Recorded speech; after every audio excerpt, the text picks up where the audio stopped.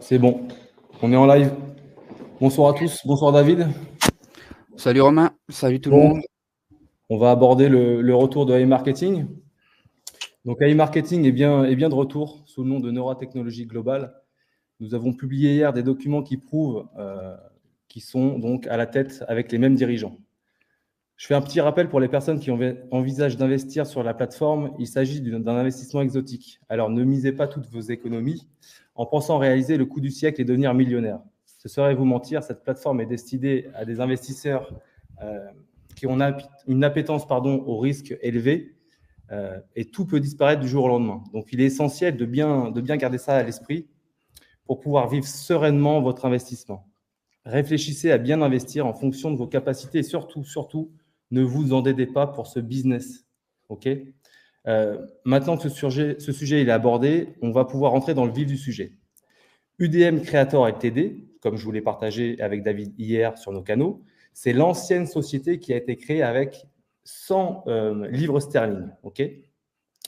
PGSI Management Ltd, c'est la nouvelle société fondée avec un capital de 100 millions de livres sterling. À l'origine, il n'y avait qu'une seule société mère basée à Hong Kong. Ils en ont ensuite créé une deuxième.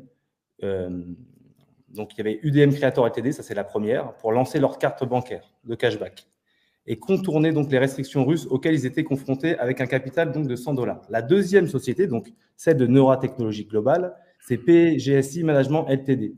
C'est la nouvelle société fondée avec 100 millions donc, de livres sterling. Concernant l'ancienne société, je ne sais pas si tu te rappelles, David, mais elle était dirigée par un certain monsieur Briaczalo, qui résidait en Ukraine à l'époque. Dans la nouvelle société, c'est exactement le même dirigeant qui est toujours à la tête, mais il vit désormais donc en Angleterre. Pourquoi cette information elle est importante ? Avec le conflit entre la Russie et l'Ukraine, les comptes bancaires d'AI Marketing ainsi que tous leurs avoirs auprès des agrégateurs, ils étaient gelés, rappelez-vous, dès le début de la guerre. Cela n'est pas surprenant car en temps de guerre, les conflits ne sont pas uniquement terrestres, mais ils sont aussi économiques. AI Marketing générait d'importants revenus via les agrégateurs qui faisaient de la publicité pour eux. Alors, que faut-il retenir de ces informations ? Cela prouve qu'une partie de l'équipe de AI Marketing est toujours impliquée dans le projet de Neuratech. Le dirigeant, donc l'un des dirigeants, M. Briaczalo, ne travaille pas seul. Il dispose d'une équipe donc, qui est assez solide pour être derrière ce projet et ils ont travaillé sur leurs entreprises sur plusieurs fronts. Alors, je vais aborder aussi la question des fonds parce que vous allez être nombreux dans les commentaires à aborder cette question. Au niveau des fonds, de nos fonds qu'on avait investis, ils sont peut-être encore bloqués chez les agrégateurs. Aucune partie de l'équipe est partie avec. Mais il ne faut pas oublier que la société a été ouverte, la nouvelle société a été ouverte avec 100 millions de livres sterling. Peut-être qu'ils vont les rendre aux utilisateurs. Personnellement, ça, j'y crois pas. Ok ? Il y a dans beaucoup de domaines, il y a des délais de forclusion qui n'obligent pas les personnes à rembourser leurs clients. Et puis, nous ne savons même pas si c'est eux qui ont bénéficié donc de l'argent des utilisateurs de AI Marketing. En revanche, d'après ce qu'on peut voir, ils ont cependant utilisé la même technologie de AIM. Donc, ils ont bossé très fort sur beaucoup de points sur cette nouvelle société pour l'améliorer. Le point numéro 1, c'est la gestion de l'entreprise. L'entreprise, maintenant, elle est dirigée, elle est segmentée en 3 parties bien distinctes. Et cela, c'est très intelligent donc, pour le niveau stratégique de l'entreprise. Il y en a une qui est basée au Canada. Donc ça, c'est probablement pour une raison qui est simple. C'est un hub vraiment concentré en Amérique du Nord. Je crois que c'est le 2e ou le 3e hub le plus gros qui regroupe donc les ingénieurs en informatique. La deuxième entité, elle est en Angleterre. C'est celle qui a été ouverte avec 100 millions de livres sterling. Ça, c'est peut-être pour la gestion des systèmes bancaires mondiaux. Et une à Hong Kong, ça, c'est peut-être pour une optimisation fiscale. Alors, ces éléments qu'on donne ce soir, ça reste donc hypothétique, mais néanmoins, ça reste fort plausible. Le point numéro 2, c'est une amélioration qui a été faite au niveau plan d'affiliation. Le nouveau plan d'affiliation, il est beaucoup plus durable que le précédent. Désormais, on ne perçoit plus donc de pourcentage sur les réinvestissements que font tous nos filiales. Et ces réinvestissements ne sont plus pris en compte non plus dans notre chiffre d'affaires de structure. Alors, ça va déplaire à beaucoup. notamment aux marketeurs qui développent de grands réseaux, mais ça ne reste pas néanmoins bénéfique pour la pérennité de l'entreprise. Cela montre qu'ils maîtrisent mieux leurs coûts, notamment en ce qui concerne la rétribution au niveau des parrains. Et ils gèrent aussi plus efficacement le lancement des campagnes de pub. La plateforme et le code ont eux aussi été améliorés. Pour cette partie, David, je vais te laisser la parole et tu vas pouvoir donner ton expertise. Yes. Alors, avant toute chose, faut bien comprendre une chose, et juste pour revenir sur ce que disait Romain, qu'il y ait une partie de l'ancienne équipe ou qu'il n'y ait qu'une seule personne ou la totalité de l'équipe, nous, ça, on n'en sait rien. La seule chose qu'on sait, c'est que sur le papier, il y a une personne et le nom qui revient. Et d'après les recherches, c'est la même personne parce que c'est la même date de naissance et c'est les mêmes dates qui sont évoquées sur l'un comme sur l'autre. Deuxième chose, Romain, il a peut-être pas assez insisté dessus, c'est un business exotique, c'est-à-dire que nous, on est totalement détachés de ce business. Donc, n'attendez pas de garantie de notre part. Nous, on est juste des investisseurs opportunistes et quand on en voit une opportunité ou un début de démarrage de projet, ben, on fonce dessus, d'autant plus que, comme vous le savez, l'ancienne plateforme AIM était une plateforme qu'on appréciait et je vais y revenir un peu plus tard, notamment par rapport au code. Donc là, maintenant, je vais vous parler du code. Très simple. On va vraiment survoler cette partie-là parce que ce soir, c'est vraiment un live de présentation rapide et ensuite, on rentrera à travers d'autres vidéos avec Romain un peu plus tard. Donc, le code. Il faut savoir une chose, c'est que moi, en tant que codeur, développeur, webmaster, ce qui m'intéresse, c'est d'aller voir s'il y a des corrélations entre un site et un autre site. Et comme Romain l'a dit, lui, il a plutôt cherché au niveau des responsables et moi, je suis plutôt dans le code en train de regarder s'il y a des corrélations entre le premier code de AIM et le code de Neuratech. Ce qui est très intéressant, malgré tout ce qu'on peut entendre dire sur le web, c'est qu'il y a des corrélations. Et comment on fait pour savoir si ces corrélations existent? Eh bien, simplement, on ouvre notre navigateur, et ça, c'est à la portée de tout le monde avec un inspecteur de code. Et donc, on va aller voir si on y retrouve, par exemple, des commentaires dans des balises ou si on y retrouve, par exemple, des fragments de code qui avaient déjà été utilisés auparavant chez AIM et qui seraient remis sur Neuratech. Donc, ce genre de choses, bah, forcément, je l'ai fait. J'ai repéré certaines choses. On ne peut pas encore garantir à 100% que le codeur est le même que sur iMarketing. C'est toujours délicat de le dire et de le certifier. Néanmoins, il y a quelques outils qui permettent de déceler des choses qui sont cohérentes. Vous savez que quand on est développeur, on utilise bien souvent des bases j'ai envie de dire, de code préenregistré ou écrit, soit par des codeurs qui mettent en ligne, en fait, si vous voulez, une partie de leur travail ou des tutos et qu'on va réaménager. Et c'est ça, moi, qui m'intéresse de retrouver, par exemple, dans le code de Neuratech, des morceaux de section de code JavaScript ou jQuery ou autres d'ailleurs, qui vont être repris sur Neuratech. Donc, vous l'avez compris, tout ce qui est bibliothèque est très important pour savoir s'il y a une vraie corrélation entre deux sites. Ensuite, il y a tout ce qui est protection de données. Et si on utilise par exemple des implémentations qui sont similaires entre AI Marketing et Neuratech, on peut donc logiquement déduire qu'il y a quelque chose de cohérent entre ces deux plateformes-là. Donc, je dis bien pour l'instant, je survole les choses pour que vous puissiez comprendre, hein. Et ensuite, on a tout ce qui est outils d'analyse, donc de trafic, que ce soit par exemple, la dernière fois, je vous avais exposé lors d'une vidéo un outil que j'utilisais beaucoup moi à l'époque dans le drop qui s'appelle SimilarWeb. Donc, si vous retrouvez sur AI Marketing et sur Neuratech, eh bien, c'est les mêmes sections. C'est pareil, c'est un plus pour s'en rendre compte de la corrélation entre ces deux sites. Voilà. En conclusion, je dirais qu'une analyse approfondie va pouvoir nous permettre de se rapprocher de la vérité par rapport au fait que c'est la même entité. Encore une fois, je le dis vraiment, je prends des pincettes, même si c'est la même entité, c'est peut-être pas la même équipe. Il y a peut-être des aboutissants nous, on ne pourra pas savoir. Il peut y avoir des conflits internes dans une société. Il y en a un qui est peut-être parti Comment, de David? responsable, etc. Voilà, comme dans toute société. Comme dans toute boîte. Voilà. Ce qui est intéressant, c'est que sur le site, actuellement, dans le dashboard, quand vous vous inscrivez, vous avez un dashboard qui est très similaire à iMarketing. Alors, 2 choses, soit c'est une contrefaçon, c'est-à-dire que c'est quelqu'un qui intentionnellement a recréé, si vous voulez, l'univers iMarketing pour mieux arnaquer, soit c'est l'équipe iMarketing et donc du coup, ils ont amélioré leur interface et là, on a une interface qui est plutôt bien réfléchie. Alors je dirais pas que, on est parfait, mais c'est plutôt bien réfléchi et d'ailleurs, ils ont, par rapport à la plateforme iMarketing, réparé des choses, qui étaient mal barrées au départ. Ils ont corrigé Notamment quasiment toutes les erreurs, David. beaucoup, après toutes, je ne peux pas le Beaucoup, dire tout de pas suite, mais toutes, beaucoup. mais Ouais. en tout cas, depuis ce qu'on a vu, enfin depuis la semaine dernière, un bon gros paquet de dysfonctionnements que iMarketing avait rencontrés. Ouais.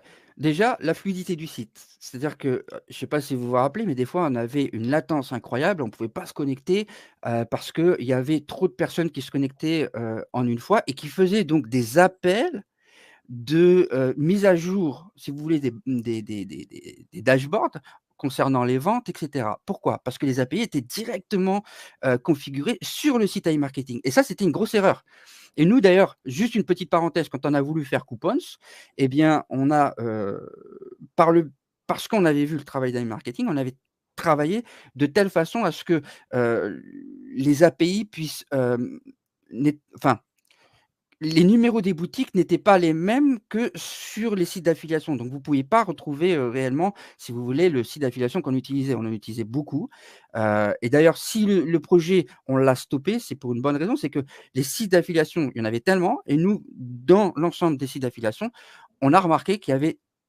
quelques sites d'affiliation qui étaient fiables et beaucoup de sites malheureusement qui étaient, non fiables et qui ne payaient pas le cashback. C'est pour ça d'ailleurs qu'on a arrêté, Coupons. Mais pour revenir à Neuratex, ce qui est intéressant, c'est que, heu, si vous regardez bien, les images avant, c'était un appel directement sur les sites, par exemple, d'Admitad. Et bien là, ils font plus ça. Ils enregistrent l'image et ils font des appels toutes les 15 minutes pour actualiser le dashboard et ça va alléger considérablement, si vous voulez, le site. Donc enfin, en tant que, webmaster ou développeur, ça, c'est des choses auxquelles on fait très attention et donc du coup, c'est pareil, hein, les fichiers cookies, vous pouvez les voir, ils ont tout allégé. D'ailleurs, il y a pas besoin d'être développeur pour s'en rendre compte, mais voilà, vous ouvrez l'inspecteur de code et vous allez voir que vous avez des timers qui sont, positionnés et d'ailleurs, vous avez même plus de visibilité concernant les ventes. À ce niveau-là, ça ne veut pas dire qu'on n'en a pas ailleurs, mais à ce niveau-là. Voilà. Ils ont également travaillé sur la sécurité. Ils ont utilisé d'ailleurs des outils qui sont assez similaires à IAM. Alors, est-ce que c'est du hasard ou pas? Là, encore une fois, la question est posée et concernant les budgets, des campagnes publicitaires, parce que j'ai eu beaucoup, beaucoup de questions là-dessus, il faut bien comprendre une chose, c'est que quand on lance une campagne publicitaire, on a un budget qui est défini déjà. Par exemple, si moi, lorsque je faisais un peu de drop, eh bien, j'avais un budget, max qui était défini et donc je faisais en sorte que ce budget-là puisse me laisser, la possibilité d'aller tester des produits avant de mettre l'intégralité de mon budget. Donc, c'est très basique, que ce soit sur Google ou les réseaux sociaux, on a ce qu'on appelle un ad set et à l'intérieur de cet ad set, on a des ads, donc des campagnes de publicité, parfois sur le même produit, parfois sur des produits différents et on va aller tester ces ads et dès qu'on a une publicité qui est rentable, eh bien, on va injecter de plus en plus de budget. Donc, il est important qu'on sache en amont combien on a de budget pour pouvoir gérer cette campagne de publicité, ne pas perdre, si vous voulez, le côté, évolutif croissant de la publicité. Donc moi, quand je vois des campagnes qui démarrent doucement, ben je me dis: «Ça, c'est plutôt bien». Ça ne veut pas dire que le site est fiable, attention, moi, je reste totalement détaché, que ce soit émotionnellement ou même en tant qu'investisseur, je reste totalement détaché C'est ce de qu'il ce que faut, je pourrais ressentir. Quand j'investis, moi personnellement, j'ai investi, mais bon, ça ne regarde que moi et ça doit être de la responsabilité de tout un chacun. On n'est pas là pour paterner les gens et vous dire: «Allez-y, foncez, c'est sûr». Rien n'est sûr.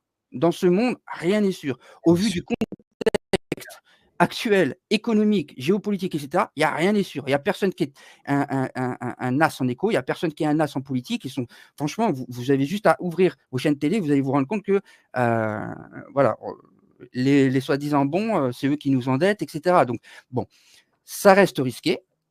Néanmoins, moi, je le dis toujours, quand on se positionne suffisamment tôt, il y a plus de chances, je dis bien il y a plus de chances, je ne dis pas que c'est 100% garanti, il y a plus de chances qu'on rentre dans nos frais et qu'on sorte du profit.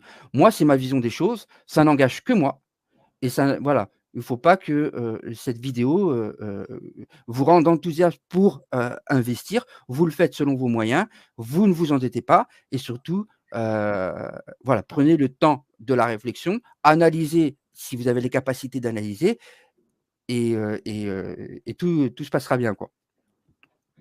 Ouais. Voilà, qu'est-ce que Ouais, je c'est voulais dire important de aussi? le rappeler, David, hein. Ouais, ouais, ouais. Sur l'investissement, sur la globalité, là, on parle du retour de e-marketing, mais ça vaut pour tous les projets où les gens pourraient croire, que ce soit des tokens, que ce soit de l'investissement en bourse, n'importe lequel, en fait, ça reste risqué. Et là, on parle de Neurabot, ça reste un investissement à risque, dit exotique, sur Internet. Donc, à partir de ce moment-là, tout le monde prend ses responsabilités à partir du moment où ils investissent. D'ailleurs, toutes les informations qu'on vous donne là aujourd'hui, ce sont des informations que nous, on fait des recherches, bien sûr, que ce soit Romain, moi ou d'autres, hein, d'ailleurs. Ce sont des informations à titre informatif et rien de plus. Ne prenez pas ces informations comme source sûre parce que avant, moi, quand j'étais, vous m'avez connu pour la plupart à travers un logiciel qui s'appelle AI Gestion, quand je parlais, certains pensaient que, on était les seuls à même à avoir la vérité. Non, nous, on est juste des développeurs. Enfin, moi, j'étais juste un développeur avec mon acolyte à la base et donc ce qui nous intéressait, ce qui nous passionnait, c'était d'aller analyser les choses, de voir, ce qu'on trouvait et puis de mettre nos compétences au service, Ouais, finalement, de la communauté. de la communauté. C'est ça qui Chercher est les passionnant. informations et les rétribuer aux personnes qui étaient intéressées par la plateforme. C'est ça. Le but, Donc il est là, hein, aujourd'hui. voilà et donc que ce soit bien, assimilé, que ce soit Romain ou moi, on n'a aucun lien avec Neuratech. On travaille pas pour eux, on n'est pas employés, on n'est pas, pistonnés, on n'a rien du tout les gars, on est juste des investisseurs comme vous qui avons investi au tout début, on a de la chance parce que, on a peut-être des réseaux et des choses, c'est Romain qui m'en a parlé d'ailleurs, hein, parce que, on est toujours en échange, continuel et voilà donc moi je vous le dis, c'est, que chacun prenne ses responsabilités et que personne n'accuse d'autres personnes parce qu'ils sont rentrés ou quoi que ce soit si jamais ils venaient à capoter. D'ailleurs, les résultats, c'est pareil. Prenez bien en considération que sur AI Marketing, il y avait 35 c'était la promesse d'AI Marketing, 35. Là, quand vous faites un retrait, il y a déjà 4 de vos gains qui partent. Donc vous n'êtes pas à 35 les gars. Déjà, si vous retirez ça, vous faites le calcul, vous êtes déjà plus qu'à 31. C'est très simple, hein, je veux dire, on va pas Ils ont fait une optimisation à tout point de vue pour pérenniser vraiment l'entreprise avec un schéma économique qui fonctionne, tu l'as dit tout à l'heure, Coupons et les sites d'affiliation. Il n'y a rien de démentiel dans ce business plan. Il faut juste pouvoir le mettre en place. Et j'aurais aimé pouvoir sortir un business comme ça personnellement, avoir les compétences financières et aussi temporelles, et puis l'équipe derrière, parce que c'est quand même un projet. Je parle du business model, hein. Je ne parle pas de la société, mais c'est un projet qui serait magnifique à monter.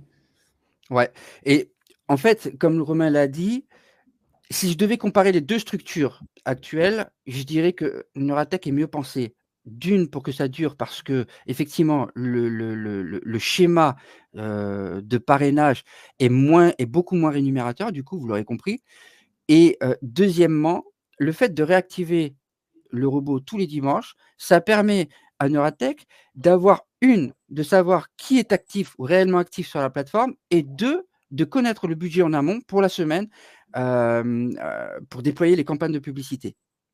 Donc ça, c'est très important de le comprendre et une campagne de publicité, c'est pas parce qu'elle n'est pas rentable au début qu'elle va pas l'être. On a en fait un phénomène, dans les campagnes de publicité qui est d'interpréter les résultats pour encourager une campagne qui a du potentiel à être de plus en plus, j'ai envie de dire, profitable. Voilà. Et donc, on a des méthodologies qui sont très connues. On va scaler la publicité. Donc, on parle de 2 scales, hein. On a le scaling horizontal où on injecte juste du boulot. Donc, on a un ad set, non, on va faire comme ça, un ad set, un ads. Et donc là, on augmente le budget parce que la campagne, elle fonctionne. Et quand l'ads, bah, fonctionne moyennement, et bien, on analyse s'il y a d'autres ads en dessous. Et si un ads, bah, fonctionne mieux que d'autres, on coupe les ads qui ne fonctionnent pas, on réinjecte du budget, bah, sur les ads qui fonctionnent, etc. Donc, ça demande une optimisation constante et une veille de tous les instants sur les campagnes publicitaires. À tout moment, une campagne peut s'épuiser. À tout moment, une campagne peut se déployer à grande échelle. Et il faut surtout avoir le budget. Donc, on ne peut En fait, pas. ils sont plus intelligents, David, pour résumer simplement pour les personnes qui nous regardent. Ils sont juste plus intelligents et plus prudents sur le lancement des campagnes de pub qui vont générer de l'argent. Ils y vont plus doucement. Bah, je dirais, Elles moi, sont mieux optimisées. sur le peu de recul qu'on a, parce qu'on va être honnête, moi, j'ai pas la main mise sur leur campagne, je vois pas ce qui se passe, mais si je devais juste analyser comme ça, très rapidement, ce que je vois, je dirais que, hem, ils auraient retenu les leçons d'e-marketing en voulant aller trop vite. En ayant du budget et à déployer à tout va des campagnes publicitaires, c'est une erreur. Il faut croître, laisser croître, ne jamais aller plus vite, bah, que la machine ou que les investisseurs. Parce qu'il faut prendre en considération 2 choses. C'est que vous avez d'un côté, bah, les personnes comme nous qui investissons sur la plateforme et puis vous avez eux derrière, bah, qui ont des campagnes et qui ont besoin de liquidité pour alimenter les campagnes. Donc ils ont de la liquidité, ils le prouvent avec le dépôt de 100 millions 100 millions de livres sterling. de livres, mais voilà, plus il va y avoir de monde et plus il va falloir j'ai envie de dire, de liquidité pour pouvoir alimenter les campagnes, en sachant qu'une campagne qui tourne, enfin, nous, sur une boutique de dropshipping, on pouvait mettre jusqu'à 7 à 10 000 ouais, sur une journée, quoi. Faut réaliser les montants astronomiques, que ça peut demander. Par contre, on a des ROAS. Alors les ROAS, c'est le taux de transformation qui peuvent être, alors on parle. Alors forcément, si on parle de drop, on va plutôt se pencher côté réseau, Facebook, Facebook Ads et un peu de Google et cetera. Mais à partir d'un ROAS de 2,5, ça veut dire que pour 1 € investi, on va avoir 2,5 € de rentrée. Donc au-dessus, on est très bon.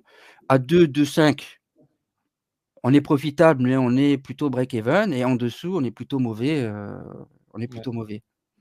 Ouais, en dessous, ils stoppent la campagne, ils en relancent une autre un petit peu plus, enfin mieux optimisée. Ouais, des fois, c'est un détail, hein, parce que sur 2 campagnes identiques, sur 2 mêmes produits, c'est juste l'image qui va faire la différence. Parfois, c'est juste la tournure des textes. Bon, et puis oubliez pas aussi qu'eux, ils ont un service et ça, j'avais déjà fait une vidéo sur, la programmatique dans les campagnes de pub. Ça, c'est un autre univers encore et c'est beaucoup plus gros et là, forcément, il faut du gros budget pour envoyer et on sait qu'ils l'utilisent. OK. Donc, moi, je pense qu'il y a un ensemble de choses qui sont mis en place pour être profitable. Voilà. Moi, je dis, c'est mon opinion, ça ne regarde vraiment, ça n'engage que moi, hein. Ça engage, ouais, c'est exactement ça. C'est la responsabilité de chacun. Un petit mot pour la conclusion, David. Je pense qu'on a fait le tour du retour de AIM sous le nom de Neurabot, enfin, du moins Ouais, une partie de l'équipe. alors, ce qu'il faut bien comprendre, c'est que forcément, il y a des personnes qui vont vouloir fermer les yeux là-dessus. J'en ai eu 2-3 qui refusent de voir, qui me disent: «Oui, mais IM, ils sont en train de travailler sur le site et cetera». On va pas se leurrer longtemps. Forcément, il y a la personne, c'est bien elle qui a fait les dépôts. Côté anglais, c'est bien ukrainien.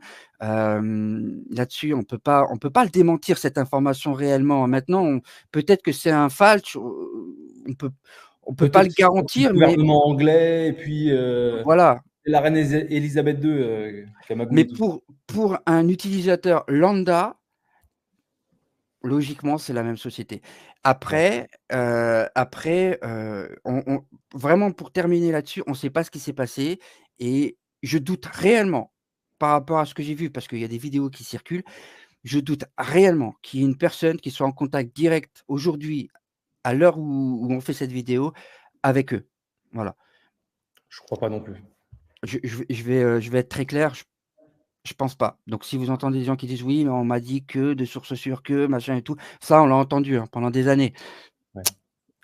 On n'y croit pas. Donc, juste pour finir, parce que c'est vraiment une vidéo simple, rapide de présentation. Pour finir, nous, on se décline de toute responsabilité vis-à-vis de cette plateforme, vous l'avez compris.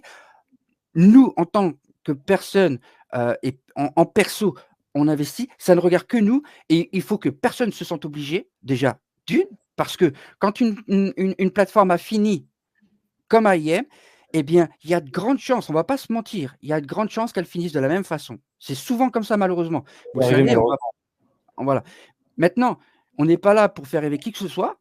Il faut être honnête. Donc, si vous voulez rentrer, il vaut mieux rentrer le plus tôt possible. C'est tout. Plus vous rentrez tard, eh bien, plus vous allez prendre des risques. Et surtout, posez-vous les bonnes questions pour ceux qui étaient sur AIM. Pourquoi vous étiez sur AIM? Vous étiez sur AIM pour faire du profit. Pourquoi vous n'avez pas fait de profit? Moi, il y a un influenceur qu'on a écouté avec Romain, qui est plutôt bon, d'ailleurs. Ouais. S'il nous entend, big up à toi, parce que tu es très fort. Et voilà ce qu'il dit à sa communauté. Si vous avez été sur AI Marketing, vous avez fait du profit, vous êtes forcément content. Si vous avez été sur AI Marketing, vous n'avez pas fait de profit, posez-vous la question, pourquoi vous n'avez pas fait de profit? Est-ce que vous êtes rentré trop tard? Est-ce que vous n'avez pas respecté le fait qu'il fallait retirer de l'argent constamment, le 1/3, 2/3? Suivre la stratégie. Voilà, suivre la stratégie. Est-ce que vous avez voulu tout réinvestir parce que vous avez vu, vous avez les yeux, vous aviez de dollars dans les yeux et vous avez dit, moi, dans 1 an, tout est fini, j'arrête de travailler? Posez-vous les bonnes questions. Parce que si c'est le cas, c'est peut-être une erreur de votre part et non pas seulement l'erreur d'AI Marketing. Bien sûr qu'ils sont fautifs. On va pas se mentir, ils sont fautifs. Mais voilà, j'expose ça comme ça. Ne vous engagez pas si vous avez des doutes. Ne vous endettez pas. Personne n'aime perdre de l'argent. Donc, si vous y allez, forcément, c'est avec l'espoir que, dans un premier temps, vous rentriez dans vos frais et dans un second temps, que vous fassiez du profit. C'est tout. Pas de promesses, rien du tout. Je pense que là, j'étais plutôt clair. Ah, là, je pense qu'on a été clair, même très clair, David. On va terminer le live et puis on fera une prochaine vidéo très rapidement pour rentrer un petit peu plus dans le vif du sujet et montrer le back-office et rentrer un petit peu plus dans tous les menus. Ouais, parce que ça peut être intelligent d'appliquer la bonne stratégie. Pour Si maximiser ses gains. du Ouais. moins il y a une stratégie à mettre en place, autant avoir une stratégie qui est au moins pensée et réfléchie. Pour ceux qui veulent investir, au moins tirer un maximum de profit avec la stratégie. Ouais. OK. On va mettre fin au live. Merci à tous d'avoir été présents. Et puis David, on se retrouve très prochainement. Ça marche. À plus. Ciao, ciao. Bonne soirée à tout le monde. Ciao, ciao.